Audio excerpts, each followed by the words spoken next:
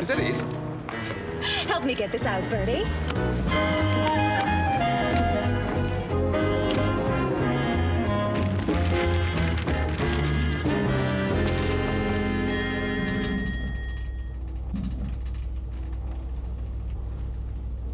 That you back there, Mr. Wooster?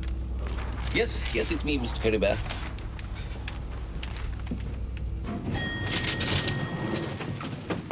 Come on, Bertie, hurry up. I've got to get home and change. Good evening, Miss Pendlebury. I'm not stopping, Jeeves. I'm just making sure my painting gets here safely. Come on, Bertie. Just put it down over there. Over. There. Just lean it against the desk. Carefully now. Not too near the fire. I'll varnish it tomorrow. Right. Well, I think a small whiskey's in order, Jeeves. Very good, Sam. You haven't got time, Bertie. We've got to be at the party in an hour. I'll meet you at Gilhooly and Pym's. You know the address? Good. Bye-bye, Jeeves. Good evening, Miss Pendlebury. What a wonderful girl that Gladys Pendlebury is, eh, Jeeves? She certainly seems a most vigorous young lady, sir. Yes, and looked upon as something of a hot tip in the art world, too, I'm told. Go and undo the picture, will you, Jeeves? I'd like your opinion on the work. Very good, sir.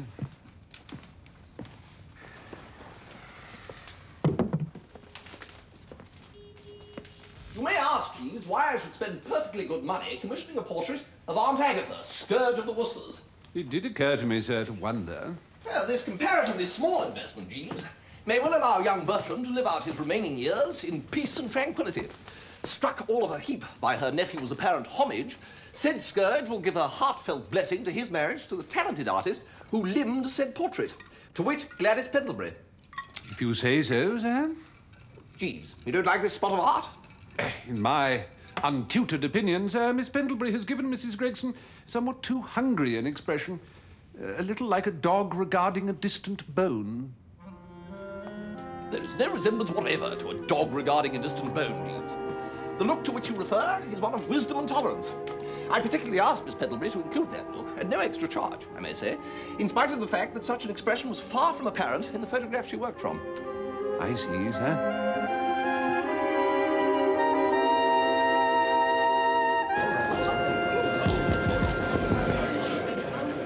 Ladies and gentlemen, thank you. We hope you're all having as much fun as we of Gilhooly and Pym are. My name is Lucius Pym, and just as our agency is proud to be advertising Slingsby's new range of superb soups, I'm proud to introduce you to Mr. Alexander Slingsby.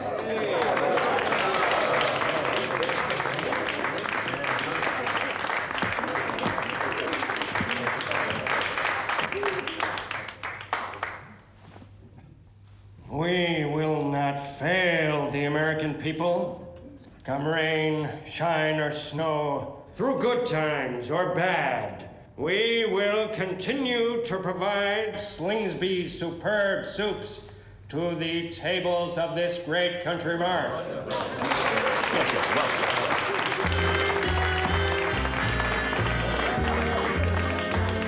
Soups do something to me, something that really mystifies me.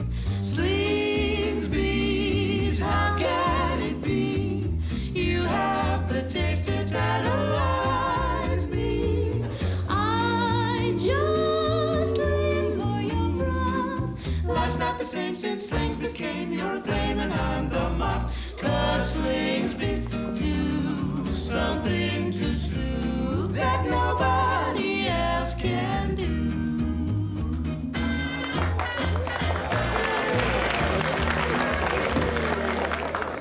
Isn't it great, Bertie? Well, Oh, I just love advertising, don't you? well, Oh, look. Here comes Lucius now. You were wonderful. Well, thanks. Bertie, I want you to meet Lucius Pym. what, oh, Lucius? You in soup? Well, not yet. Well, excuse me. Bertie! Toppy! I thought you were back in England. No, I'm here. Trying to meet Alexander Slingsby. What for? I can't tell you, Bertie, I'm sorry. It's a secret. Do you know what the best soup in the world is, Bertie? Well, I always like that one they do at the Drones the day after we've had shepherd's pie. What they do is they take... No. It's a soup called cockaliki. My old nanny used to make it for us. Oh, there are millions in this, Bertie. Now, I'm going to sell old Slingsby the secret recipe on a royalty basis, you understand. For every tin of soup they sell, I'll collect a halfpenny. And what does Slingsby say? Yes. Well, I haven't been out of a meeting yet. He just doesn't reply to my letters. I mean, that's why I've had to come here to... Well, anyway, it can't fail, Bertie. I just have to catch a whiff of that soup and I'm... Oh, transported back to my childhood. But does the populace at large want to be transported back to your childhood, Tuppy? That's what we have to ask ourselves. What do you mean? I say, there's Elizabeth over there. Who's Elizabeth? Elizabeth Vickers is the woman I intend to marry, Bertie. Marry? Well, congratulations and all that. Yes, well, in fact, she doesn't know anything about it yet. I'm going to ask her tonight. Well, come on. My husband will be so interested. Alexander just lives and breathes soup. Hello, Elizabeth. I'd like you to meet an old friend. Hildebrand, this is Mrs. Slingsby. Of Slingsby's superb soups. Oh, how do... Most awfully sorry. You're so clumsy, Hildebrand.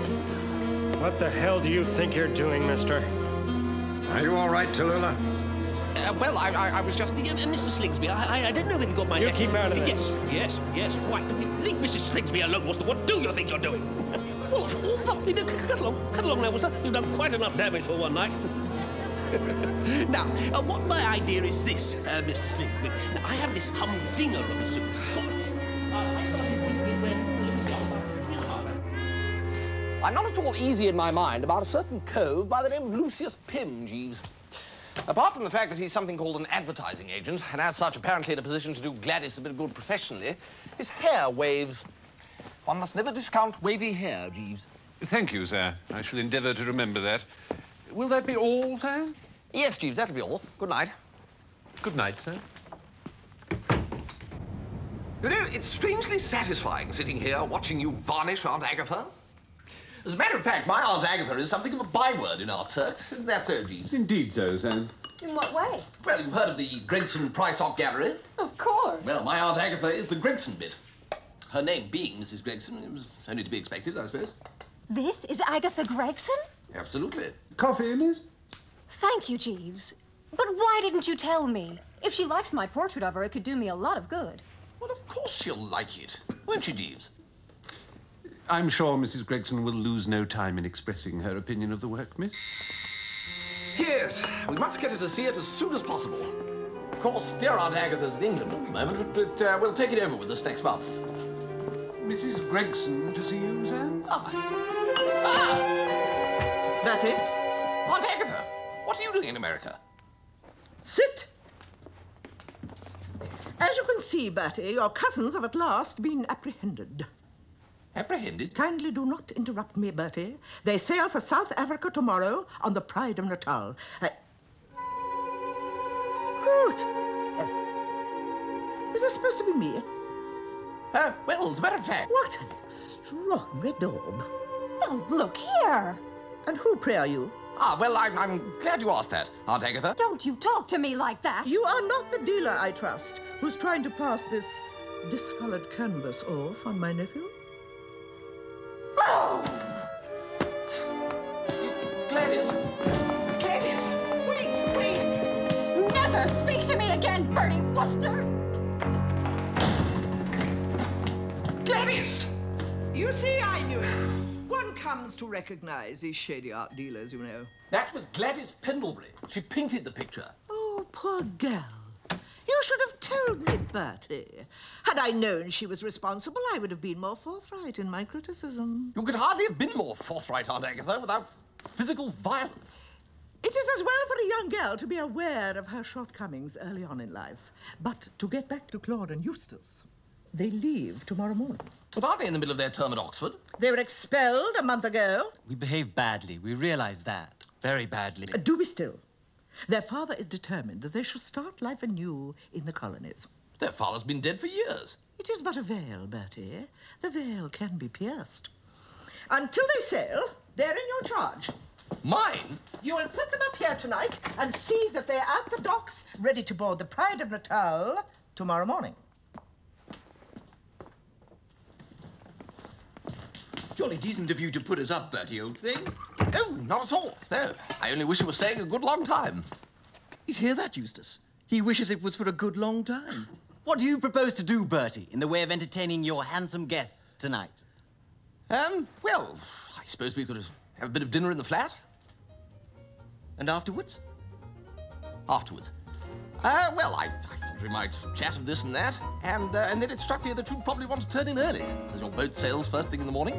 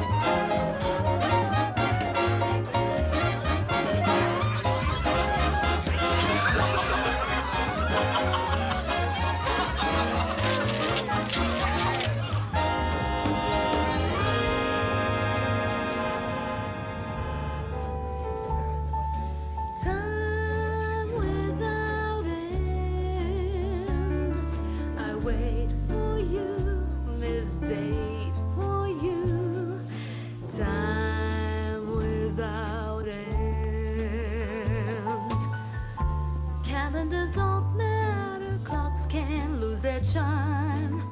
My diary stands at empty stocks, not worth a dime. I love you and I'll need you till the end of time. But when will the pendulum swing? Time without end, without her friends, without I spend time.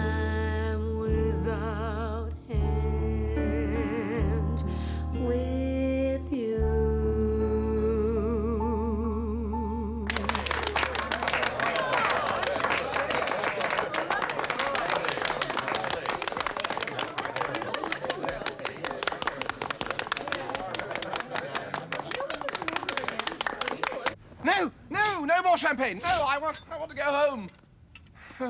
Good afternoon, sir. Oh, Jeeves. Jeeves, I'm getting too old for all this. I feel like something has been rejected by the Pure Food Committee.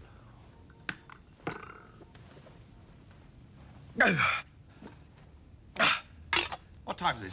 Just before 1 o'clock, sir. What? The boat!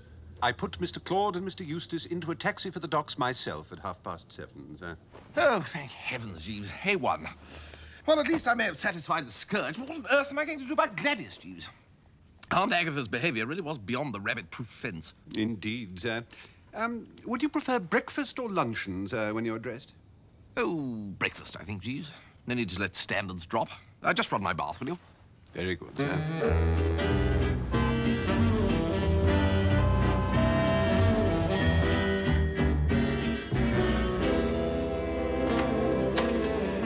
Hello?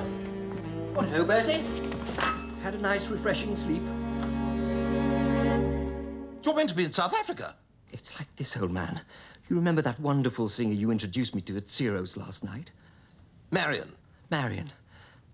We're soulmates, Bertie. Oh, pish. Soulmates? Anyway, I gave old Eustace the slip at the customs shed and slid back here. Is that breakfast you're having or lunch? I'll go and see what old Jeeves can rustle up. I'm famished. Smooth work, Bertie. Smooth work. Oh, my aunt, what are you doing I here? eluded poor old Claude in the customs shed and snaked off in a taxi. If you seriously expected me to go sloping off to South Africa, you shouldn't have introduced me to Marion last night. What a girl, Bertie. Yes. I'm not a man who falls in love with every girl he sees, Bertie. I suppose strong and silent are the best adjectives you could find for me. But when I do meet my affinity... What do you think you're doing here? Have you come back to inflict your beastly society on Miss Wardour? Is that why you sneak back here in this underhand fashion? Underhand? I like that. Well, may the best man win, that's what I say. Never mind about the best man. What about me? Suppose Aunt Agatha finds out.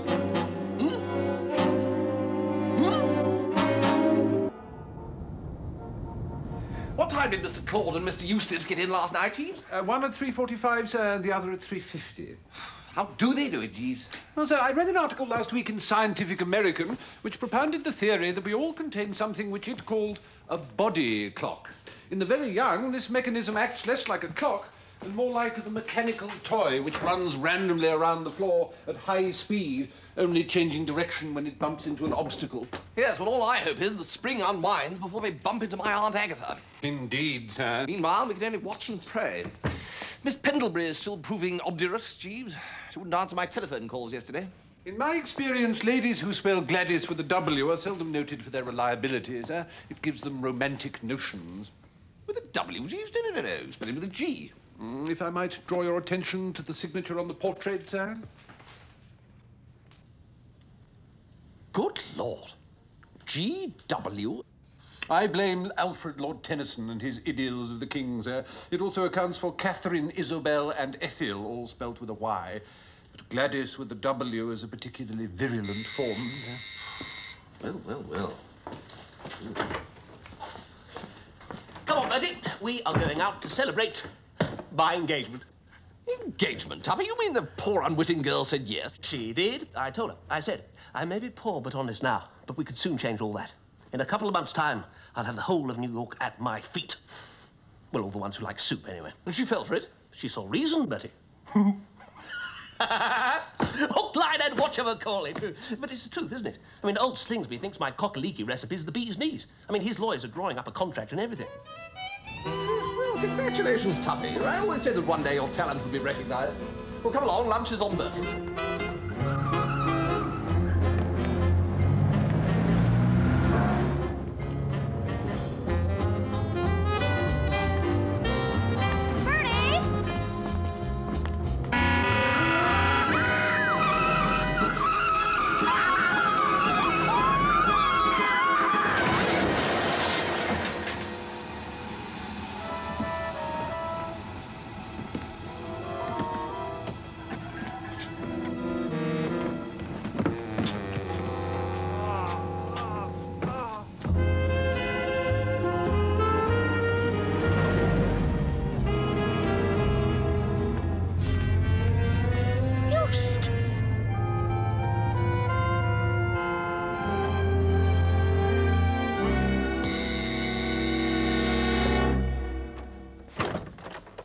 Good afternoon, Mrs. Gregson. Jeeves, where is my nephew? I regret to say that Mr. Wooster is not at home, Mrs. Gregson. You may be surprised to learn, Jeeves, that I saw Mr. Eustace not 10 minutes ago. But surely, Mrs. Gregson... I plainly saw him, Jeeves, standing on the corner of 42nd Street and Broadway. This is sinister news indeed. My nephew was distinctly instructed to get those boys onto that boat. He was given that one small responsibility. What do you mean, sinister? Did Mr. Eustace look pale, perhaps? Pale? Well, yes, now you mention it, but well, of course, with the life he's been leading. And what precisely was he doing, Mrs. Gregson? He was hailing a taxi. I see, standing perhaps like this? Yes. I sincerely hope that all is well with the two young gentlemen. Well, why shouldn't it be? You'll pardon my saying, Mrs. Gregson, but Mr. Claude and Mr. Eustace are surely on board the SS Pride of Natal. I saw them myself into a taxi bound for the docks on Thursday morning. And yet now you tell me that this morning you saw the pale figure of Mr. Eustace standing with arm upraised in valediction as you passed by. Good heavens. Jeeves.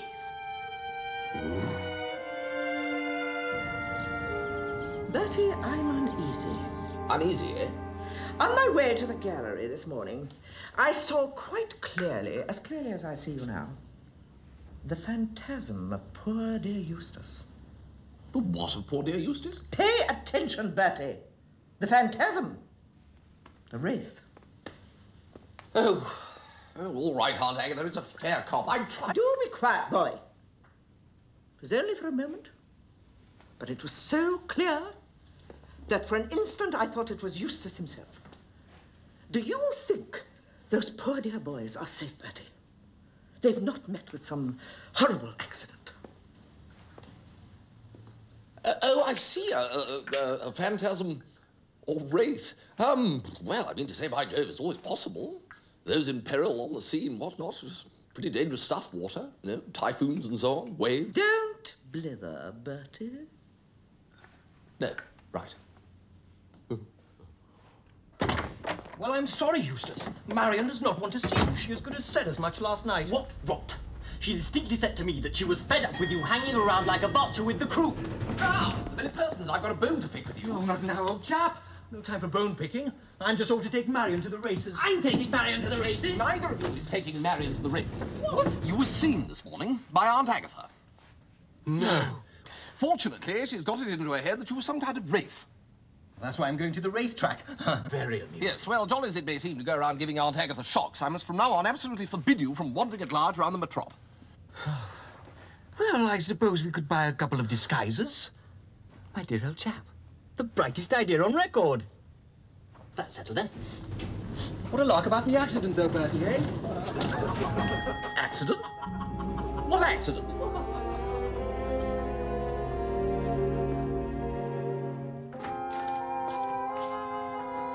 Jeeves?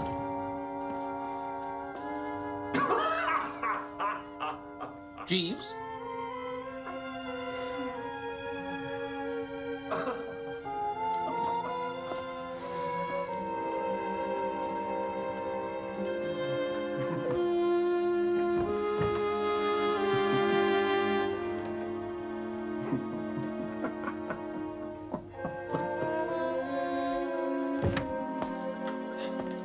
Am I a man to complain, Jeeves? Good afternoon, sir. No, indeed not, sir.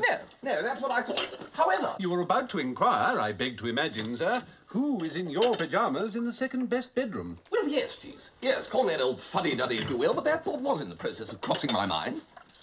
Miss Pendlebury had the misfortune to run over a gentleman in her car almost immediately outside this building, sir. He sustained a slight fracture of the leg. But Miss Pendlebury is all right. Physically, her condition appeared to be satisfactory, sir. She was suffering a certain distress of mind. Ah, well, that's her beautiful and sympathetic nature, you see. Now, it must be a hard world for a girl, Jeeves, with fellows flinging themselves under the wheels of her car in an unending stream. But what's the chump doing in my pyjamas? It was Miss Pendlebury who desired the gentleman to be brought up to the apartment, sir. She also instructed me to summon a medical man and to telephone the gentleman's sister. What's his sister got to do with it? The patient's next of kin, sir. This sister appeared most desirous of seeing you. Ah, wanting to thank me brokenly, I suppose, for putting up her little brother, eh? Possibly, sir. On the other hand, she did allude to you in tones suggestive of disapprobation. Feckless idiot was one of the terms she employed. Feckless idiot?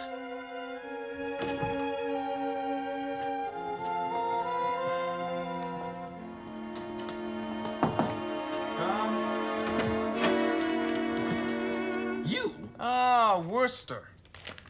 You didn't tell me it was Lucius Pym. I didn't wish to distress you any further, sir. Well, how long was he going to be here? About a week or so, I fancy. A week? Now, about this accident, Wooster. My sister is married to Alexander Slingsby. What, the soup man? Yes, I met him the other night.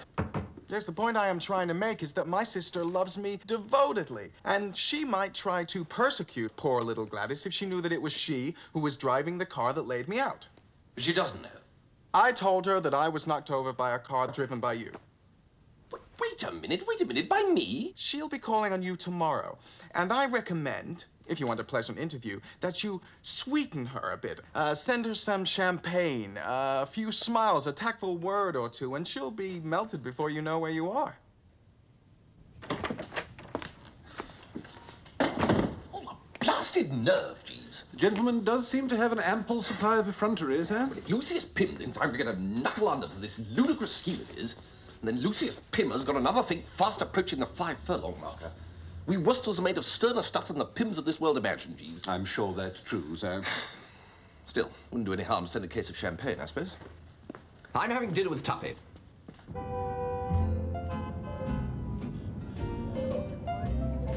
I could leave the old days behind, leave all my pals else, I'd never mind.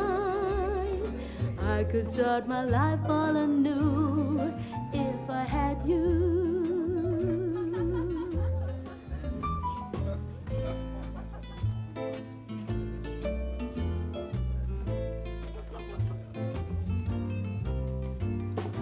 I could be a king, dear, uncrowned, humble or poor, rich or renowned. There is nothing I couldn't do if I had you.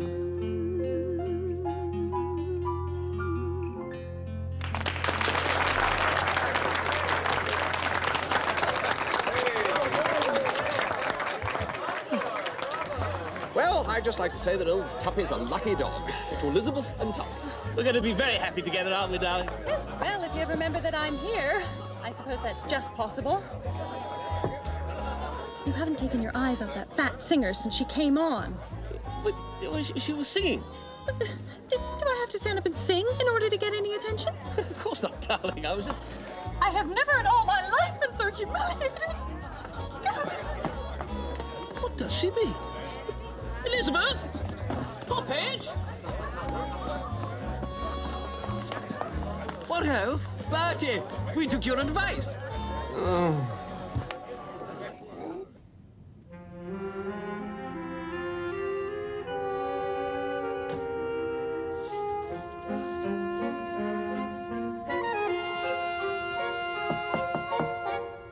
Come.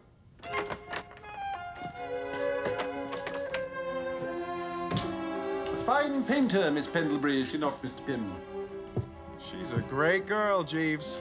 I just can't seem to get anywhere with her. Such a pity that her work is confined to so small an audience. It has often struck me that the man who will win Miss Pendlebury is the man who can further her career.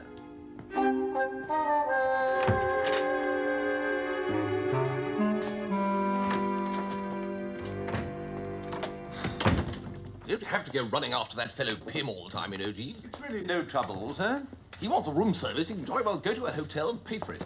Any sign of the dratted sister yet? No, sir. Well, I'm going to get on with practicing my putting. Next year I should have my entire schedule put out. Very good, sir. Oh, Jeeves, have a think about the Gladys Pendlebury embroglio, will you? I'm absolutely at my wit's end. Certainly, sir. And will that be all, sir? Yes, Jeeves, that'll be all.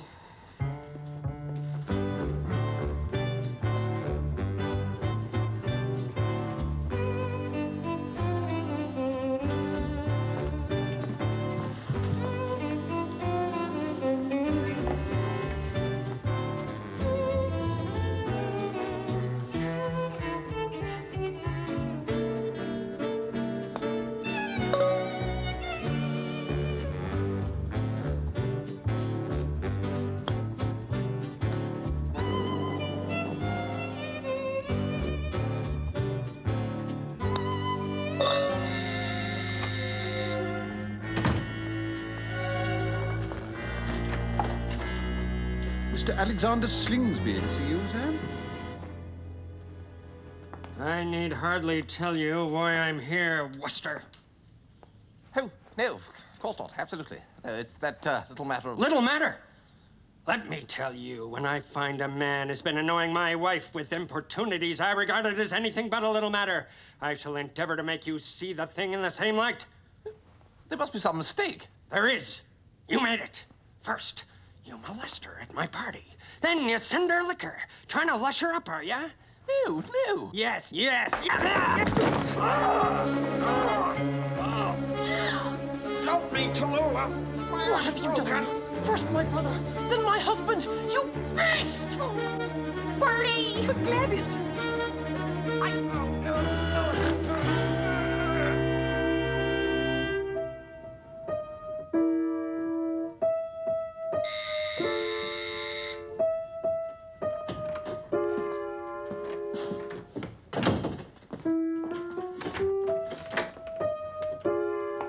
Hiya, Jeeves. Mr. Wooster's cousins aren't around, are they? No, Miss Wardle. Thank God for that. Bertie, Hello, Marion. I'm sorry, but you're going to have to do something about those cousins of yours. You're seeing a good deal of them, are you? I can't take a step without tripping over them. I'm leaving town, Bertie. Oh, it can't be as bad as that, surely.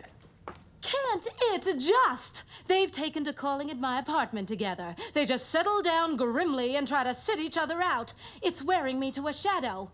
I've taken an engagement at a resort for the summer just to get away from them. Oh, this is a bit steep, Jeeves. Approaching the perpendiculars, eh? It's them! Jeeves, quick, the fire escape. This way, miss. Bertie, I haven't slept a wink. I came to tell you that I must leave New York for a few days. I simply must rest. Well, I think that's fair. I'm so worried about poor Claude and Eustace. I sent a cable to the ship, but I've had no reply. No, well, they do it with flags and all that sort of thing. Takes a bit of time. Please don't let him talk nonsense, Jeeves. Very good, madam. I shall be in Long Island for the next week or two. I'm staying with Mr. Prysock's nephew and his wife at Bayshore.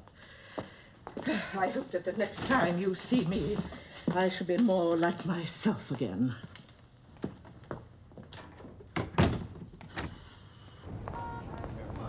She scratched the fixture, Bertie. No, she has. Won't let me near her.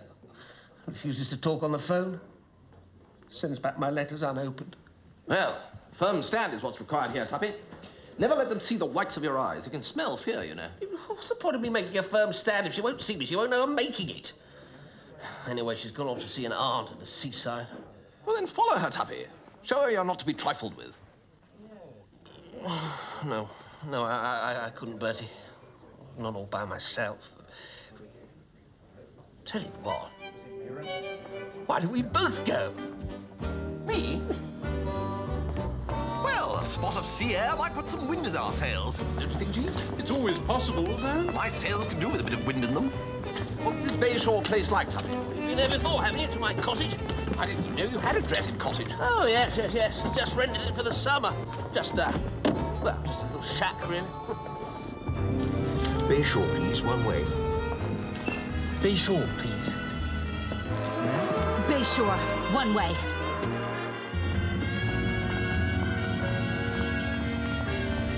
Bayshore, Long Island. Ma'am.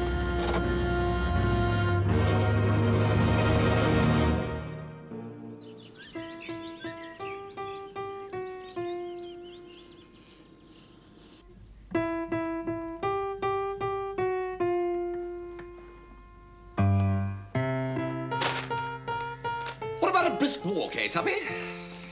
I don't think so, no. She's just over there, Bertie. Not half a mile away.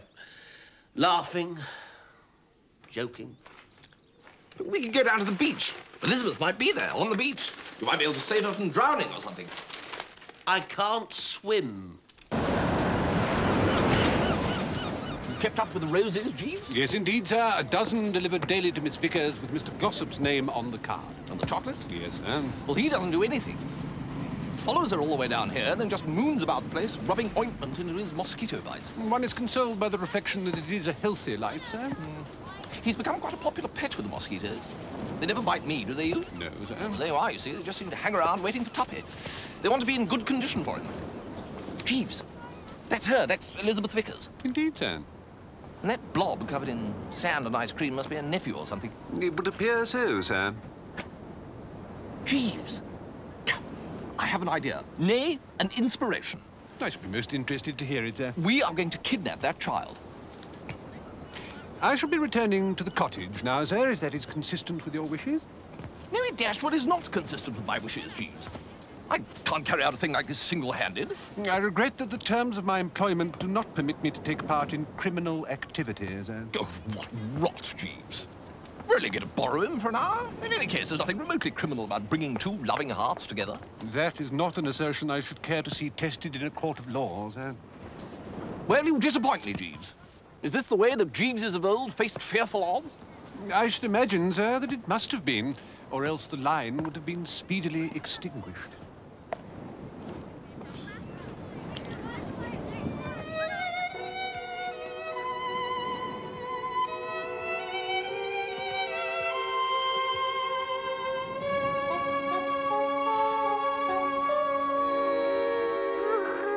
Is it possible to stop it making that dreadful noise, do you think? I mean, don't they have a switch or something? I wonder if they like honey. Bound to, I should imagine. Yeah, I think I might have a bit of a talent for this. Anyway, to return to the matter in hand, there's Elizabeth, distraught and guilty because she's misplaced the child. Dear old Tuppy suddenly appears, leading the infant by a rather sticky hand and telling some story to the effect that he found it wandering at large around the countryside and practically saved its life. Well, the girl's gratitude is bound to make her chuck hostilities and become friends again. I see. Oh, I see. There's something in this, Bertie. You take it for a minute. I'm covered head to foot in honey. Well, serves you right. It was your idea. Look, where did you say she was sitting? Over there with those look, there she is. There. Oh, yes. Oh, Elizabeth. No time for all that here. Well, she doesn't seem to be doing much searching. Well, she's looking out to sea, wondering if it's drifted off, I dare say. Yeah, that's right. Well, here goes.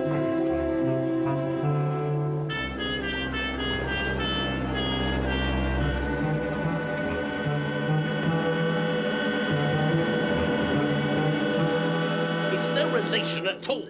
It's just some kid she met at the beach.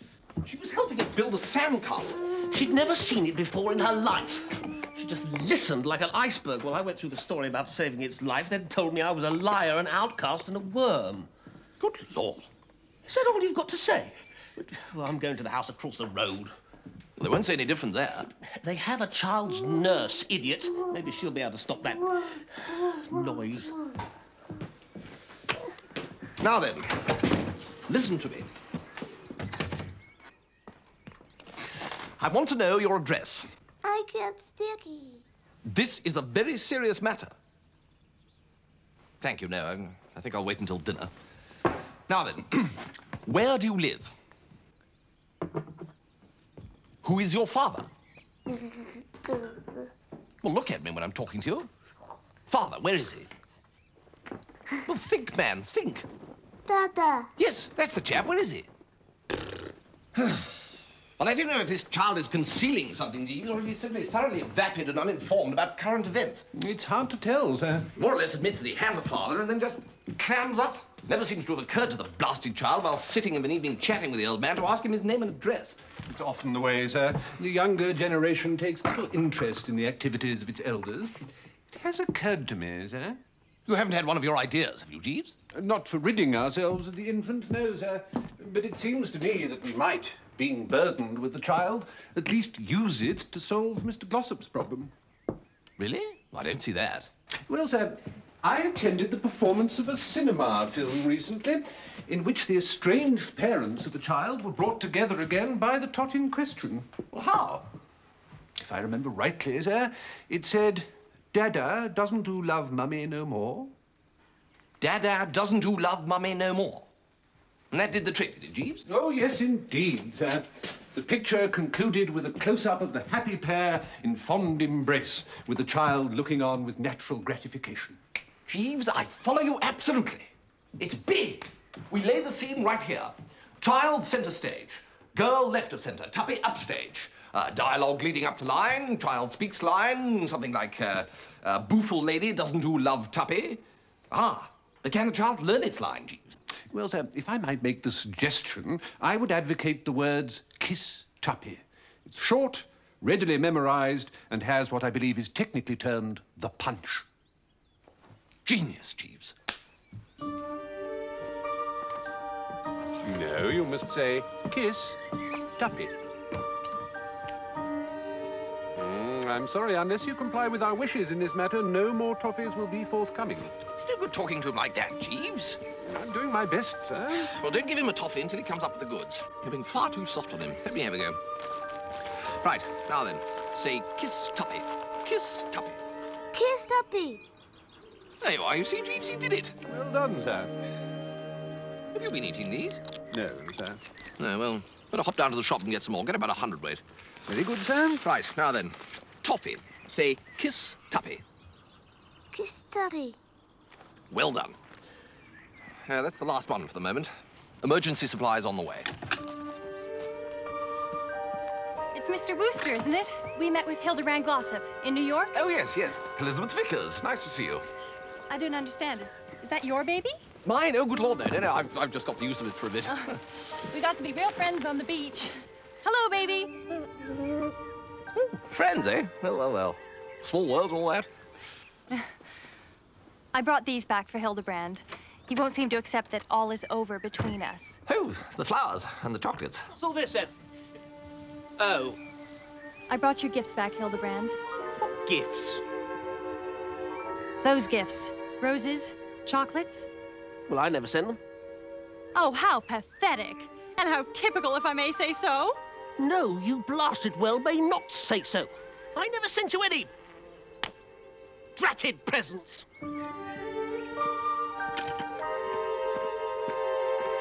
I don't care whose name's on that blasted card. Don't care? Well, isn't that just like you? Do you care about anything, Hildebrand Glossop? Well, yes, I do, since you so kindly ask. I care about having my privacy disturbed by some dratted girl accusing me of buying her roses and chocolates. I bet you bought presents for that fat singer. I have no interest in any singer, fat or otherwise. Well, you seem to be showing her plenty of interest that night at Kiss Tuppy. Kiss Tuppy. What did he say? Kiss Tuppy. Kiss Tuppy. Good afternoon, miss. Kiss Tuppy. Kiss Tuppy. Kiss Tuppy. What the hell's going on here?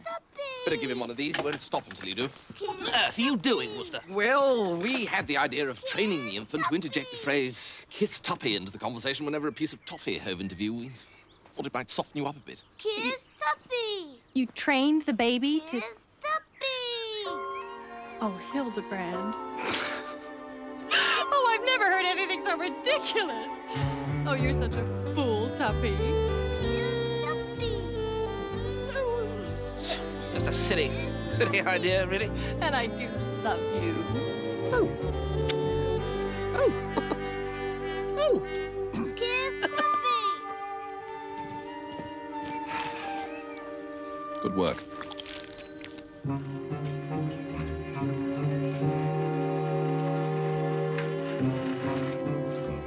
Good afternoon, gentlemen. Can't find Miss Wardle anywhere, Jeeves. I wonder if she might be visiting her old friends, the Prysocs. The Prysocs? The large white house on the right. White, right. Perhaps you gentlemen would be kind enough to take something over there for Mr. Wooster.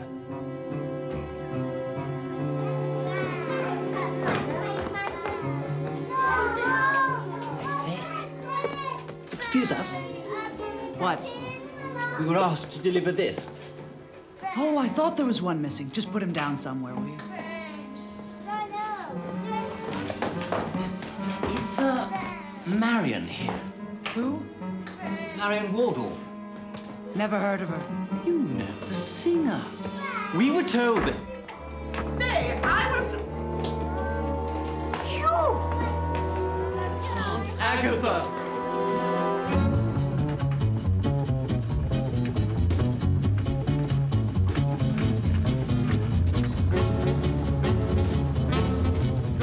Faster! We've lost them.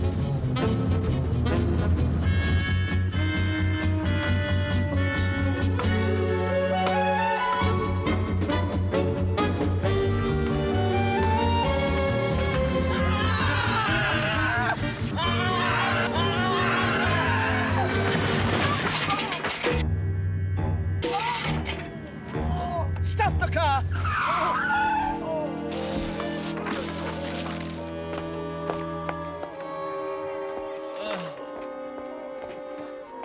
Claude! Eustace! What is the meaning of this?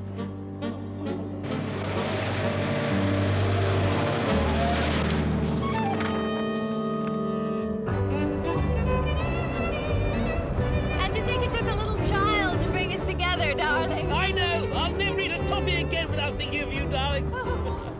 One can have too much of sea air, Jeeves. Gets into the brain. Very true, sir.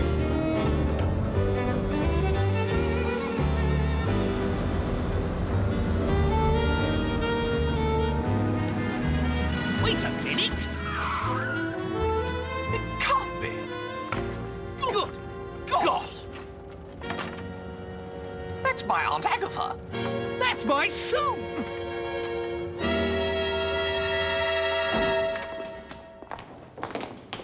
I demand to see Lucius Pym. Me too. Bertie! Gladys, what are you doing here? Why, I work here. Lucius offered me a wonderful job. Oh, did he? Well, then perhaps either you or he can tell me what my aunt's portrait is doing pasted all over the countryside. And what about my cockaliki soup? You? I thought I told you I never want to see your ugly mug again. Well, I like that. What about the money you owe me? I don't owe you one goddamn red cent. My wife looked up your cockamamie soup in a cookbook. It's cockaliki. And my nanny never wrote a cookbook. She didn't have to. It's in every cookbook from here to Vladivostok. Oh, Hildebrand! Oh. Elizabeth! Yes, well, none of this alters the fact that you used my painting. That's got nothing to do with me. That's what I pay an advertising agent for. When your butler suggested I buy one of my fiancée's paintings. What fiancé? Gladys and I are going to be married. We wanted you to be the first to know. Well, almost.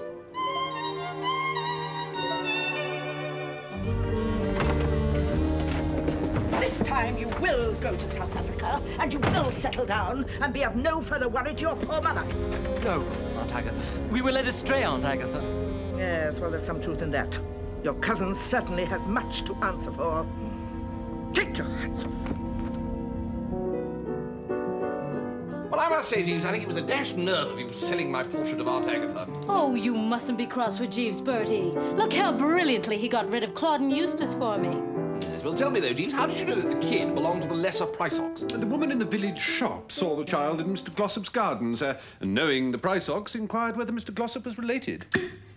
And we're both better off than poor Tuppy. Yes, well, serves him right, him and his nanny's cockaliki soup. You do something to cockaliki, something to really mortify him.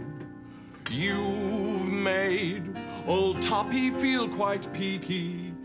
What can we do to fortify him? Brilliant. He'd lost sleep for that soup. Jeeves? At one fell swoop, the Slingsby group knocked Mr. Glossop for a loop, sir. 'Cause you do something to cockaliki that's given old Tuppy croup. Well, cheerio.